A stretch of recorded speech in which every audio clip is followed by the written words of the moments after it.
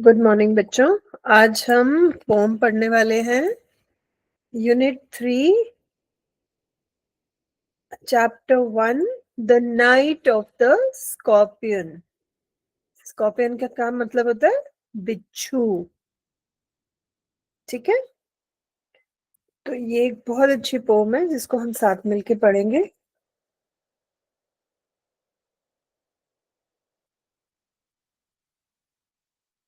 Pome शुरू करने से पहले हम डिस्कस करते हैं कि हमारे बहुत सुपरस्टिशियस होते हैं। सुपरस्टिशंस होती हैं। सुपरस्टिशन मतलब हम मानते हैं कि काली बिल्ली रास्ता काट जाएगी तो दिन अच्छा नहीं गुजरेगा। अगर हमने many people are superstitious. This means they have a belief for which they have no logical reason. तो कुछ हमारे विश्वास होते हैं जिनके पीछे कोई कारण नहीं होता, लेकिन ऐसी मान्यता चली जाती है पिछले कुछ सालों से, तो फिर हम लोग भी वही फॉलो करने लगते हैं। कोई कहता है काली बिल्ली रास्ता काट जाती है तो दिन अच्छा नहीं गुजरता, या ऐसे करके लोगों की बहुत सारी मान्यताएं होती हैं।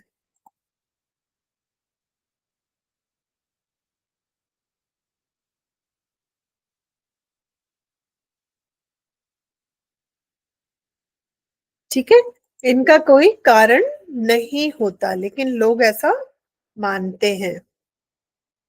दुकानों के बाहर आप देखते हैं नींबू मिर्ची लोग टांग के रखते हैं कि नजर ना लगे, बुरी आत्माएं दूर रहे हमारे काम में। दुकानों में, ऑफिसेज में आप जनरली देखेंगे कि ये नींबू मिर्ची टंगे होते हैं, है ना। तकिए के नीचे लोहा रख के सोना, कहते हैं बुरे सपने नहीं आते, डर नहीं लगता। और अगर कहीं जाने से पहले हम छींक मार देते हैं तो उसको भी अच्छा नहीं मानते। So these are some superstitions that people have. यहाँ पे आप अपने सुपरस्टिशंस लिख सकते हैं जो आपने देखे हो या सुने हो, वो आप यहाँ पे लिख सकते हैं इस टेबल में। सुपरस्टिशन मतलब अंधश्रद्धा, एक मान्यता जिसका कोई कारण नहीं है। ठीक है, अच्छा ये स्कॉर्पियंस के बारे में पोम है, तो पहले तो मैं आपको स्कॉर्पियंस की पिक्चर दिखाती हूँ कि ये जानवर कैसा लगता है। ये देखो बिच्छू, स्कॉर्पियन होता है बिच्छू। तरह तरह के बिच्छू होते हैं और बिच्छू की सबसे बड़ी खासियत है कि वो जहरीला होता है। उसके खाने से मौत भी हो सकती है और बहुत ही जहरीला होता है, और जब ये काटता है तो बहुत ज्यादा इंसान को दर्द होता है। ठीक है, तो इसके बारे में ये हमारी पोम का हीरो है। इसके बारे में पोम है, तो चलो पढ़ते हैं क्या हुआ। ओके, तो इसके बारे में थोड़ा सा समझ लेते हैं कि ये दिखने में कैसे हैं। देयर अपीयरेंस मैंने अभी आपको दिखाया कैसे हैं। उनके दो आगे वो होते हैं जिससे वो डंक मारते हैं, और उनकी ये पैर होते हैं, दिख रहा है आपको। और ये उसकी टेल है, ये इसकी पूंछ है, ये इसके पैर है, और ये दो खतरनाक वाले उसके टेंटिकल्स हैं जिससे वो डंक मारता है अपने दुश्मन को। ठीक है, तो अपीयरेंस ऐसी है, स्कॉर्पियन ऐसा दिखता है। Okay, now let us move on. Attack कैसे करते हैं? वो आते हैं आपके पास और वो अपने वो आगे के वो टेंटिकल्स को निकाल के वो उस अपने दुश्मन की स्किन में घुसा देते हैं और अपना जहर छोड़ देते हैं। तो this is how they attack. रहते कहाँ हैं? Where do scorpions live?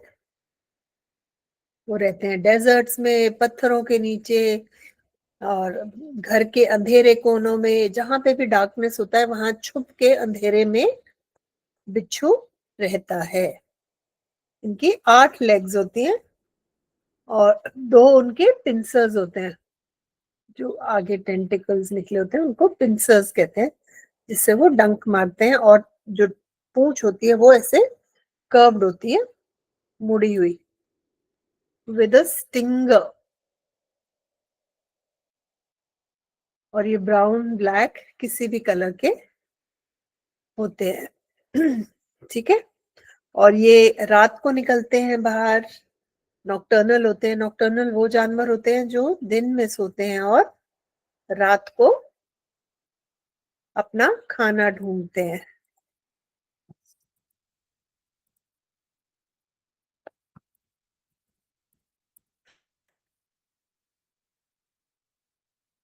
Okay, very interesting. मैंने आपको बताया वो ये टेंटिकल से नहीं, ये पूंछ से अटैक करते हैं। इसके पूंछ में एक स्टिंगर होता है जो जिससे वो, ये देखो, इस बंदे ने हाथ रखा तो इसके ऊपर अपने पूंछ से उसने स्किन में वो घुसाया, वो सुई सी, और अपना जहर छोड़ दिया। तो ये आगे के टेंटिकल से नहीं, ये अपने पूंछ से जहर छोड़ता है। ठीक है बेटा, यहाँ पे भी आप देख सकते हैं।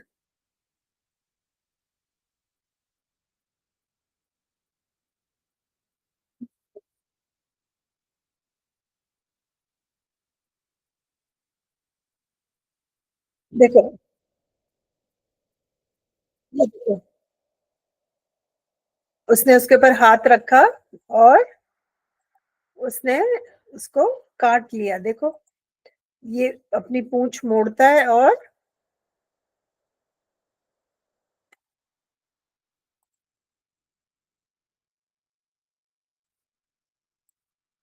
अपनी पूंछ मोड़ के और उससे स्टिंग करता है, उससे डंक मारता है। अच्छा, आगे चलते हैं हम। ये तो हो गया बिच्छुओं के बारे में। ठीक है, अब जिसने कविता लिखी है उसके बारे में थोड़ा सा पढ़ लेते हैं। निज़्म Ezequiel was an Indian Jewish poet, actor, playwright, editor, and art critic. So he's an artist. और वो बहुत सारी चीजें करते थे। वो कविताएं भी लिखते थे, एक्टर भी थे, प्लेस भी लिखते थे, और एडिटर भी थे, और आर्ट क्रिटिक भी थे। और उन्होंने ये कविता लिखी है किसके बारे में? The poet depicts the selfless love of a mother who is stung by a scorpion. एक माँ जिसको बिच्छू काट लेता है, ये उसकी कविता है। तो चलो पढ़ते हैं इसमें क्या है। मैं आपको दिखा दूं कि जब हम क्लास के बाद मैं आपके साथ ये रिसोर्स शेयर करूंगी जिसमें कविता में जितने भी नए शब्द हैं उनके मीनिंग्स दिए गए हैं, इंग्लिश में, हिंदी में, मराठी में, और एक वाक्य भी उसके साथ दिया गया है। जैसे स्कॉर्पियन, स्कॉर्पियन होता है बिच्छू, मराठी में विच्छू। ठीक है। और सेंटेंस है the scorpion hid under a stone after the rain. ठीक है। तो जितने भी नए शब्द हैं इस कविता में आपको उन सब से वाक्य मिलेंगे, उनके इंग्लिश में, हिंदी में और मराठी में मीनिंग मिलेगा। जैसे पॉइजन, पॉइजन माने जहर, विश, the snake's poison can be deadly. Okay, तो all the new words in the poem are in this table. ठीक है बेटा, इसको आप बाद में पढ़ सकते हैं अपनी वोकैबुलरी इंप्रूव करने के लिए। इसको यूज कर सकते हैं कविता को समझने के लिए। ये मैं आपके साथ क्लास के बाद शेयर करूंगी। ठीक है। चलो अब हम कविता पढ़ते हैं। पहले कविता की समरी पढ़ लेते हैं कि कविता में है क्या, और उसकी समरी पढ़ने के बाद हम पोएम पढ़ेंगे। The poem Night of the Scorpion by Nazim Ezekiel tells the real life story about the night when the poet's mother was stung by a scorpion. तो ये असल में ये वाकया हुआ था एज़ेकिएल के साथ कि एक दिन रात को उनकी माँ को बिच्छू काट गया। ये सचमुच का वाकया है। ये कविता उन्होंने किसी असली वाकया पे के बारे में लिखा है। It was raining heavily and the scorpion had come into the house to escape the rain. तो बहुत बारिश हो रही थी और बारिश से बचने के लिए वो बिच्छू घर में घुस गया। When it stung the poet's mother, it quickly crawled away into the dark. हमने अभी बात की थी कि वो अंधेरे में रहता है, छुप के रहता है। तो जैसे ही उसने उसकी मदर या तो उसके हाथ पैर रख दिया उसके ऊपर या कुछ हुआ तो वो उस बिच्छू ने एज़ेकिएल की मदर को डंक मार दिया और वो जल्दी से वापस जाके अंधेरे में छुप गया।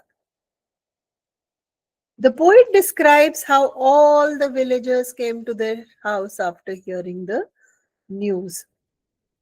तो जब गांव वालों को पता चला कि एज़ेकिएल की माँ को बिच्छू ने काट लिया है तो सारे गांव वाले वहां पर उनसे मिलने आए। They sat around the mother with candles and lanterns searching for the scorpion. तो और वो सब लाल क्योंकि बारिश हो रही थी तो बिजली नहीं होगी तो वो लालटेन और कैंडल्स लेके आए उस बिच्छू को ढूंढने के लिए जिन्होंने माँ को काटा था।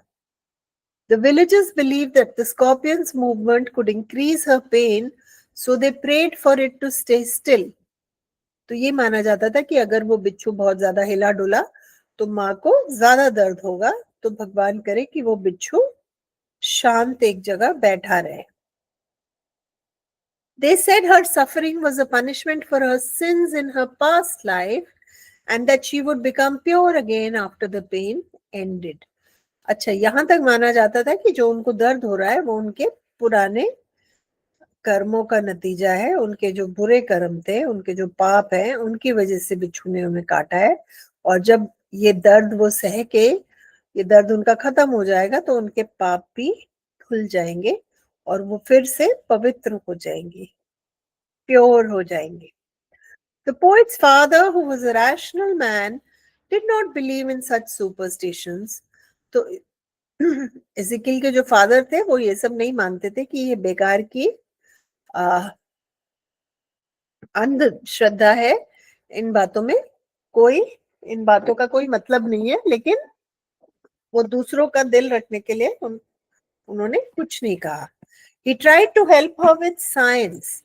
उन्होंने विज्ञान से उनकी मदद करने की कोशिश की, उनको दवाइयां लगाई, औषधियां लगाई, पाउडर लगाया और उनका जहाँ पे वो टो में पैर के उंगली में जो काटा था उसको जलाने की भी कोशिश की फ्लेम से, ताकि वो जहर जल जाए तो उनके पूरे शरीर में ना फैले, लेकिन उसका कोई फायदा नहीं हुआ और वो बहुत ही दर्द में रही। After 20 long hours, the pain finally stopped and the mother felt better. 20 घंटे दर्द से बिलबिलाने के बाद फाइनली उनका पेन ठीक हुआ, उनको आराम मिला और उन्होंने बेटर फील किया। The poem ends with a touching line. तो 20 घंटे परेशान होने के बाद, दर्द में दुखी होने के बाद भी वो माँ क्या कहती है? The mother simply says she's thankful that the scorpion bit her and not her children. 20 घंटे दर्द से बिलबिलाने के बाद भी वो माँ कहती है कि शुक्र है उस बिच्छू ने मुझे काटा था, मेरे किसी बच्चे को नहीं। इससे हमें पता चलता है एक माँ का दिल कितना बड़ा होता है। तो चलो पोम पढ़ते हैं हम। I remember the night my mother was stung by a scorpion. कि मुझे अभी भी वो रात याद है जब मेरी माँ को एक बिच्छू ने काटा था। 10 hours of steady rain had driven him to crawl beneath a sack of rice. कहते जब 10 घंटे तक बारिश पड़ती रही तो वो अंदर आके घर में एक चावल के बोरे के नीचे छुप गया. Parting with his poison, flash of diabolic tail in the dark room. He risked the rain again. फिर उसने क्या किया? अपना जहर, डायबोलिक मतलब इविल, शैतान. उसकी टेल, उसकी पूंछ को शैतान कह रहे हैं. क्यों? क्योंकि जहर उसकी पूंछ में था. कहते उसने 1 सेकेंड में अपनी जहरीली पूंछ से अपना जहर, अपना पॉइजन पार्ट किया, मतलब निकाला, माँ को डसा और वापस वो बारिश में भाग गया. The peasants came like swarms of flies and buzzed the name of God 100 times to paralyze the evil one. तो गांव से लोग आए और कहते मक्खियों की तरह आए, मतलब बहुत सारे लोग आए, बहुत सारे. और क्या किया? उन फ्लाइज बज, राइट. तो कहते हैं वो peasants were like flies buzzing the name of God. जो भी वहां पे आ रहा था वो भगवान का नाम ले रहा था. और और ये मान्यता थी कि वो जितना भगवान का नाम लेंगे उतना ये जो दुष्ट आ, उनके साथ कर्म हुआ है, जो उनको जहरीले बिच्छू ने काटा है, उसको शांति मिलेगी और वो पैरालाइज हो जाएगा. पैरालाइज मतलब उसका जहर काम करना बंद कर देगा और जिस तकलीफ से माँ गुजर रही है वो तकलीफ खत्म हो जाएगी. With candles and with lanterns, throwing giant scorpion shadows on the mud-baked walls, they searched for him. He was not found. लालटेन लेकर, मोमबत्तियां लेकर उन्होंने चारों तरफ ढूंढा, दीवारों पे, सामान के नीचे, इधर उधर, लेकिन कहीं पर भी वो बिच्छू नहीं मिला. They clicked their tongues, means they were talking. With every movement that the scorpion made, his poison moved in mother's blood, they said. उन्होंने कहा कि जितना वो बिच्छू हिलेगा, यहाँ से वहां घूमेगा, उतना ज्यादा माँ को दर्द होगा. वो उनका ये मानना था. तो ये इसका कोई साइंटिफिक रीजन नहीं है, तो ये अंधश्रद्धा है, एक मान्यता है जिसका कोई कारण नहीं है. May he sit still, they said. May the sins of your previous birth be burned away tonight, they said. May your suffering decrease, the misfortunes of your next birth, they said. उन्होंने कहा कि शांति से बैठो, आपके जो पुराने जन्मों के कर्म है वो आज जल जाएंगे, क्योंकि इस बिच्छू ने आपको काट लिया है और आपके पाप सारे धुल जाएंगे, आपकी सफरिंग खत्म हो जाएंगी और आप अगले जन्म में प्योर होकर जाएंगे, शुद्ध होकर जाएंगे. May the sum of all evil balanced in this unreal world against the sum of good become diminished by your pain. तो ये जो आप दर्द सह रही हो उससे आपके बुरे कर्म धुल जाएंगे. तो ये सब क्या है? ये सब सुपरस्टिशन है, ये सब लोगों का मानना है, इसके पीछे कोई साइंटिफिक रीजन नहीं है. May the poison purify your flesh of desire and the spirit of ambition, they said, and they sat around on the floor with my mother in the center, the peace of understanding on each face. तो चारों तरफ से घेर के, चारों तरफ माँ के वो लोग बैठ गए और वो इस बात की दुआएं देते रहे कि वो जो जहर है वो आपके अंदर जितनी भी एम्बिशन है, डिजायर है, उन सबको, जो भी वो नेगेटिव मानते हैं, उन सबको आज जला दे. More candles, more lanterns, more neighbors, more insects in the endless rain. तो कहते हैं बारिश रुक नहीं रही थी, चले जा रही थी, पड़े जा रही थी और लोग भी आए जा रहे थे और मोमबत्तियां आ रही थी और लालटेन आ रहे थे और पड़ोसी आ रहे थे. और इधर क्या हो रहा है? इधर माँ का दर्द से बुरा हाल है, वो दर्द से बिलबिला रही है, उनको कोई बात नहीं समझ में आ रही है. My mother twisted through and through groaning on a mat. तो मैट पे बैठी हैं और वो दर्द से उनका हाल बेहाल है। My father a sceptic rationalist.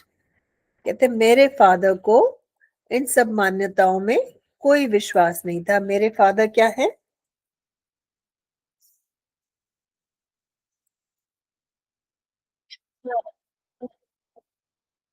ठीक है, तो संशयवादी, बुद्धिवादी, वो अपने दिमाग से काम लेकर, साइंस को काम लेकर वो क्या कर रहे हैं? वो उनको दवाइयां लगाने की कोशिश कर रहे हैं।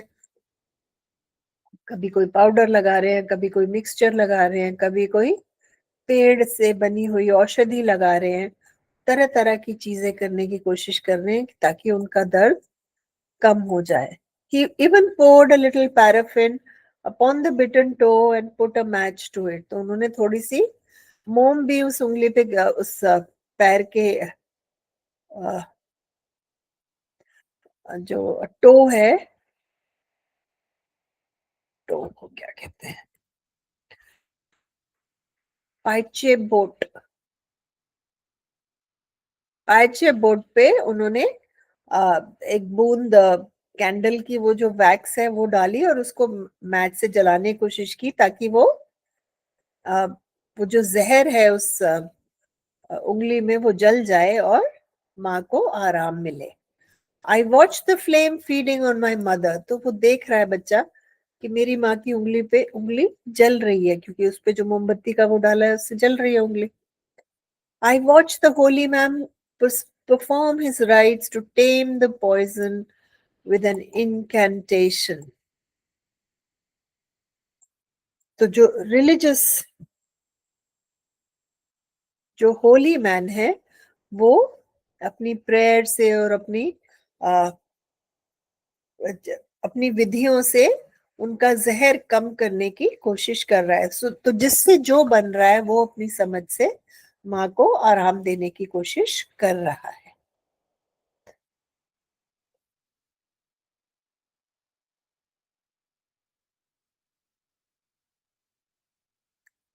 और फाइनली क्या हुआ? वो अपने समय से ही ठीक हुआ। 20 घंटे बाद उस जहर का असर खत्म हुआ।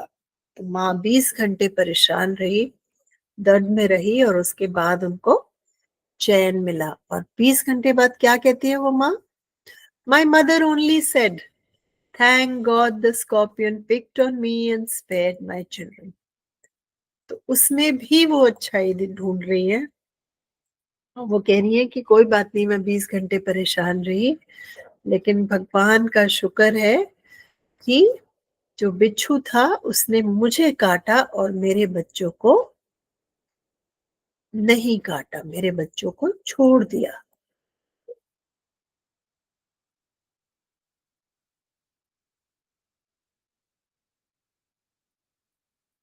है ना? तो ये होता है एक माँ का दिल। After reading the pome complete the following, what happens. तो पहले तो आपको क्या करना है, लाइंस में कविता में क्या क्या हुआ वो आपको यहाँ पे लिखना है। पहले से फर्स्ट टू 7 लाइन्स में क्या हुआ? The scorpion comes into the house to escape the rain and stings the poet's mother. तो पहली 7 लाइन्स में क्या होता है? जो वो बिच्छू है वो कमरे में आता है और जो कवि है उसकी मदर को डंक मार देता है, डस लेता है।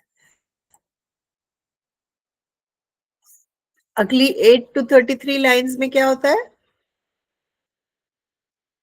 जो गांव के लोग हैं वो आते हैं, भगवान को प्रे करते हैं और अपने अपने मान्यताओं के हिसाब से माँ को सॉल्यूशन बताते हैं। और पिताजी क्या करते हैं? पिताजी अपनी तरीके से कोशिश करते हैं कि वो माँ का दर्द कम कर दें, दवाइयां लगाकर, औषधियां लगाकर, और उनकी उंगली पे मोम डाल के और उसको जलाने की कोशिश से, ताकि वो जहर जो उनकी उंगली में है, जो पैर की उंगली में है, वो जल जाए।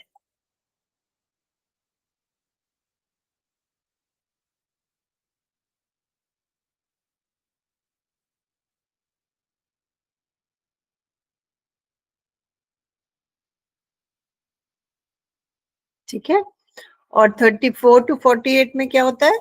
जहर अपना असर खो देती है। और 34 to 48 है यहाँ से, जहर अपना असर खो देती है और माँ बोलती है कि शुक्र है बिच्छू ने मुझे काटा और मेरे बच्चों को नहीं। So she says she recovers and she thanks God that the scorpion bit her instead of her children. ठीक है। Now background और setting of the poem, ये जो कविता में जो कुछ हो रहा है वो कहाँ हो रहा है? एक गांव में हो रहा है या शहर में हो रहा है? ये गांव में हो रहा है, क्योंकि गेहूं की बोरी रखी है, आसपास लोग जिस तरह से अंधविश्वास में लोग बातें कर रहे हैं, तो और पूरी रात लालटेन से और बिच्छू को ढूंढ रहे हैं, तो उस सब से हमें पता चलता है कि ये रूरल एरिया है। क्योंकि कविता में वो बोलते हैं द पेजेंट्स। पेजेंट कौन होता है? पेजेंट होते हैं गांव में काम करने वाले, है ना। फिर वो कहते हैं मड वॉल्स, कच्चे घर है।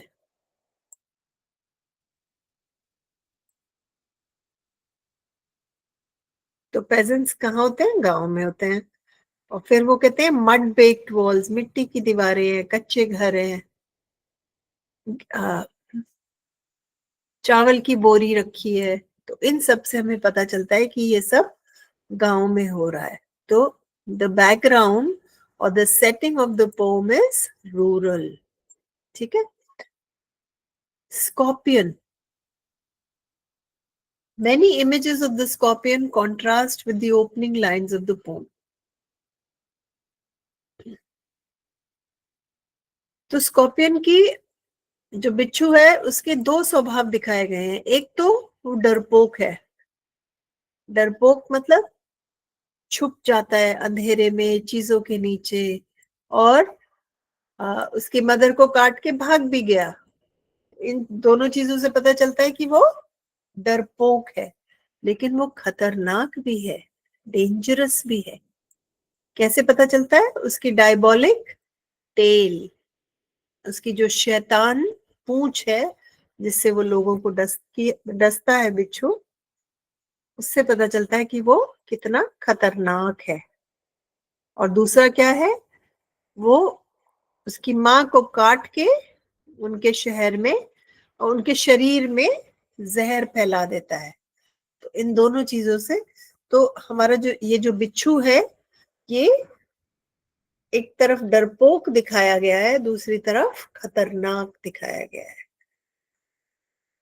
तो ये कॉन्ट्रास्टिंग क्वालिटीज हैं बिच्छू की। अच्छा, इमेजरी, इमेज मतलब तस्वीर। Look at the description of the village peasants. What does the imagery suggest about them?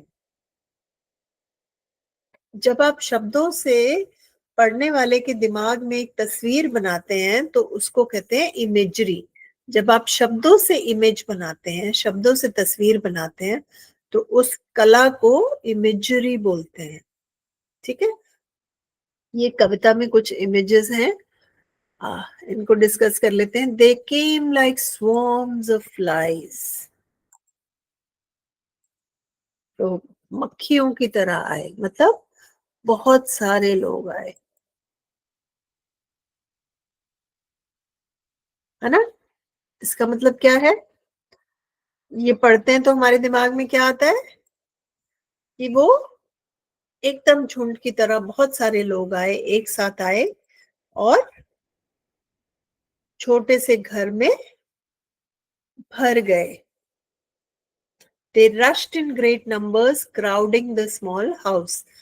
तो इसलिए वहां पे राइटर ने इमेज क्या बनाई है? They came like a swarm of flies.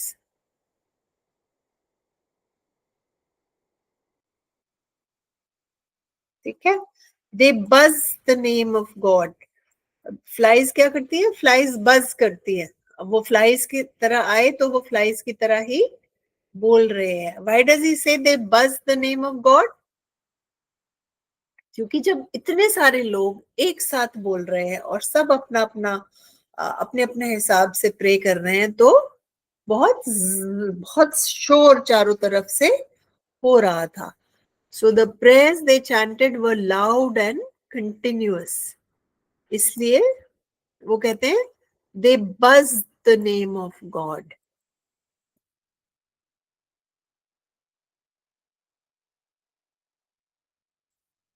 ठीक है, they throw giant scorpion shadows on mud baked walls. दीवारों पे बड़ी बड़ी परछाइयां।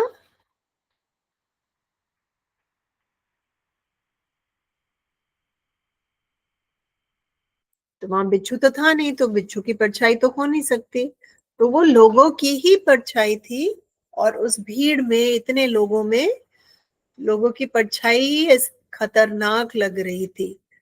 तो माँ को तो डर था ही था, बिच्छू का तो डर था ही था, और ये लोग जो इतने सारे लोग इस नंबर में आ गए, इनसे भी डर लग रहा था। They click their tongues.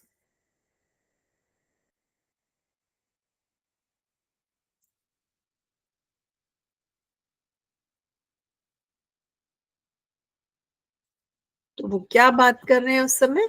वो माँ पे दया भी कर रहे हैं, माँ की चिंता भी कर रहे हैं, और अपनी बेचारगी के बारे में भी बात कर रहे हैं कि हम कुछ नहीं कर सकते।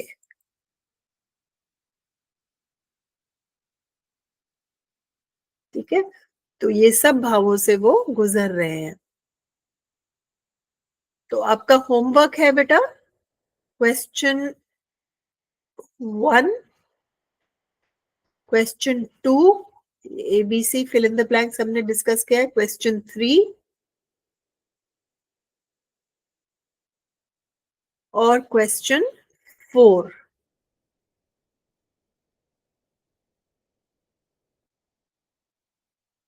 5, 6, तो 1 to 6 आपका होमवर्क है। हम ये सारा डिस्कस करेंगे और आपको शीट भी दी जाएगी, तो आप उसे देख के भी कर सकते हैं, लेकिन आप वीडियो से भी अपने आंसर्स चेक कर सकते हैं। ठीक है, तो हम क्वेश्चन 3 पे चलते हैं। क्वेश्चन 3 में क्या है, MCQs है, मल्टीपल चॉइस क्वेश्चन।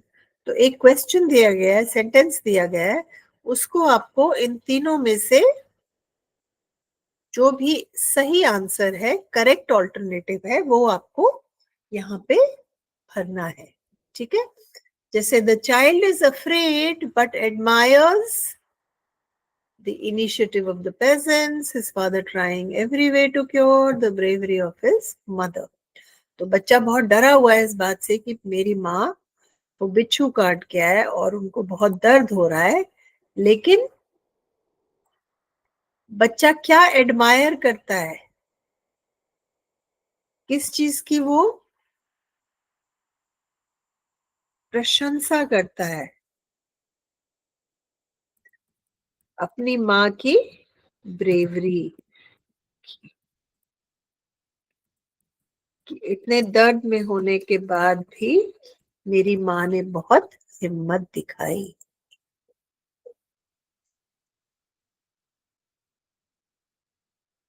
ठीक है, the bravery of his mother. His father and the villagers panic and hastily suggest।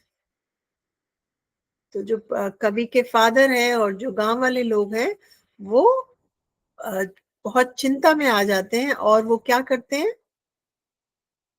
They take her to the hospital. नहीं, हॉस्पिटल की तो कोई बात नहीं हुई है, ayurvedic treatment, religious remedies to help. तो लोग क्या करते हैं, what is the right thing, what is it that they do? कोई विलेजर्स रिलीजियस रेमेडीज बता रहे थे, और फादर आयुर्वेदिक ट्रीटमेंट कर रहे थे, है ना? तो इसका बी एन सी होगा। The poet seems to see the villagers as impractical and almost irritating.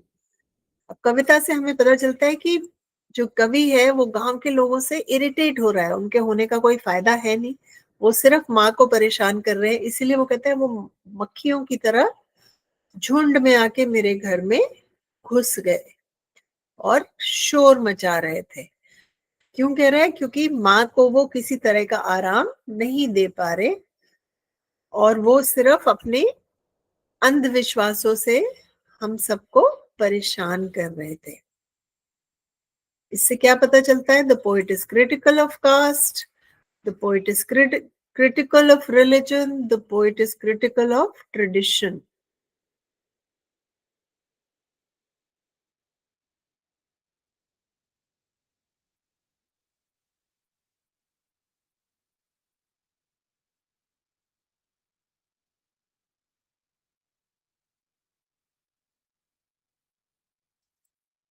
तो वो ट्रेडिशन से इरिटेट होते हैं कि ये क्या मान्यता है, किसी को बिच्छू काट गया तो सब वहां पे पहुंच जाओ और वहां पे उनको तरह तरह की बातें बोलो, जबकि आपके पास उनके दर्द का कोई इलाज नहीं है। It is a dash poem as it tells a story. Reflective है, इमेजिनेटिव है, नैरेटिव है। इन तीनों वर्ड्स को मैं आपके लिए ट्रांसलेट करती हूँ, फिर उसके बाद हम डिस्कस करेंगे सही आंसर क्या है।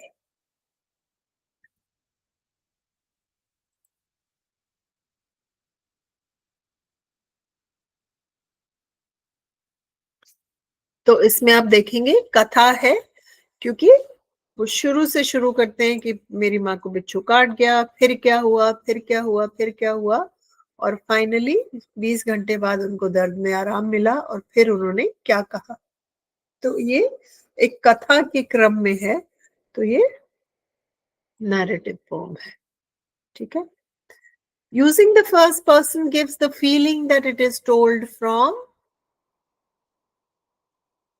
personal experience, public experience, private experience. ये तीनों को भी एक बार समझ लो।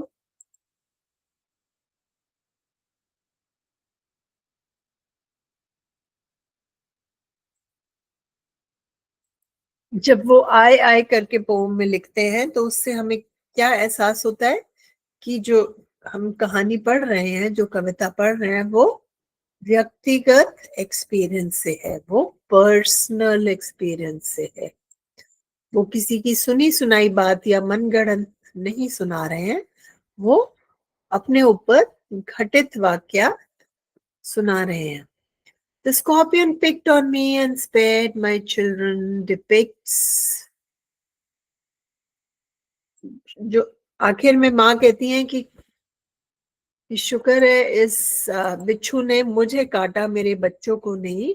उससे माँ का कौन सा भाव पता चलता है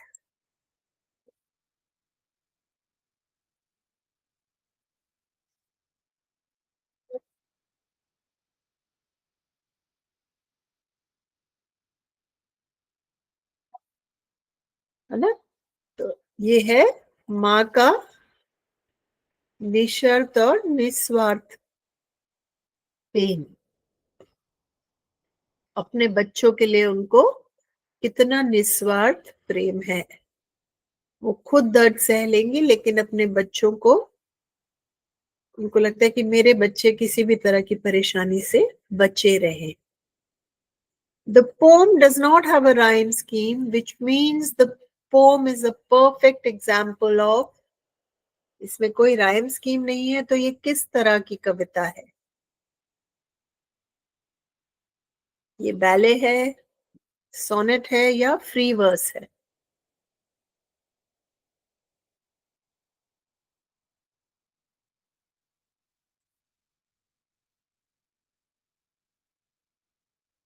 ठीक है, इनको कहते हैं फ्री वर्स, जिसमें कोई राइम स्कीम नहीं होती, उसको फ्री वर्स कहते हैं।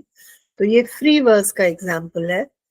The poem is titled The Night of the Scorpion. For the major part of the poem, कविता का नाम है बिच्छू की रात। माँ ने वो दर्द साहब माँ का कहीं नाम नहीं है, क्यों? क्योंकि पूरी कविता में बिच्छू का ही मेंशन्ड है।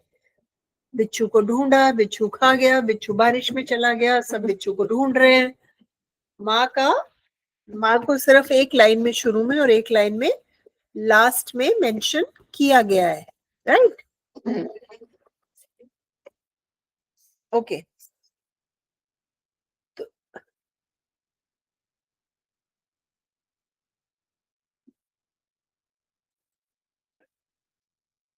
तो क्यों है ये नाम बिच्छू की रात?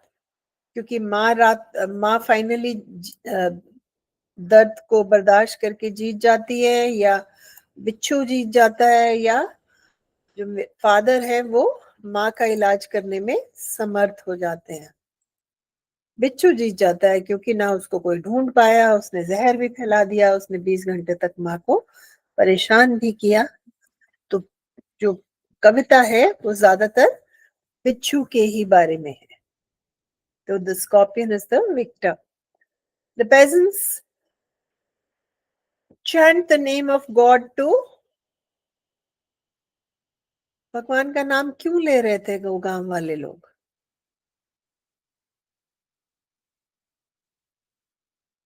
भगवान को भगवान का को खुश करने के लिए, या भगवान के गुणगान करने के लिए, या जो उनको दर्द हो रहा था माँ को उसका असर खत्म करने के लिए?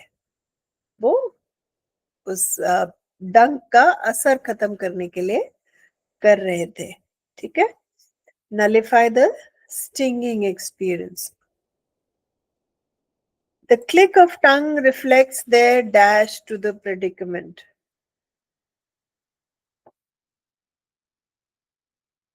क्लिक ऑफ टंग्स मतलब इतनी सारी जबानें एक साथ चल रही थी।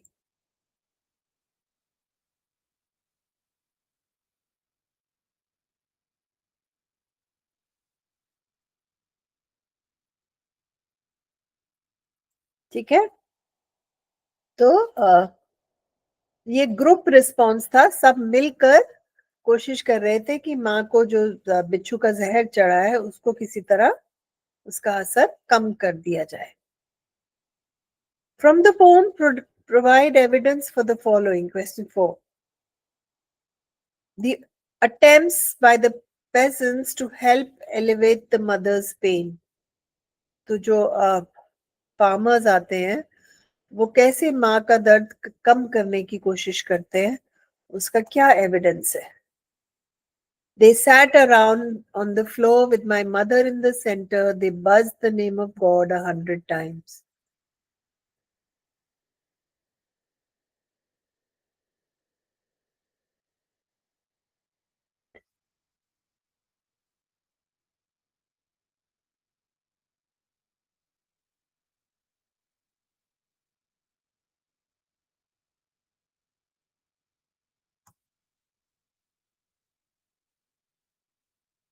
और जो आसपास लेकर भगवान का नाम ले रहे थे, ये एविडेंस आप डाल सकते हैं यहाँ पे इस क्वेश्चन के लिए,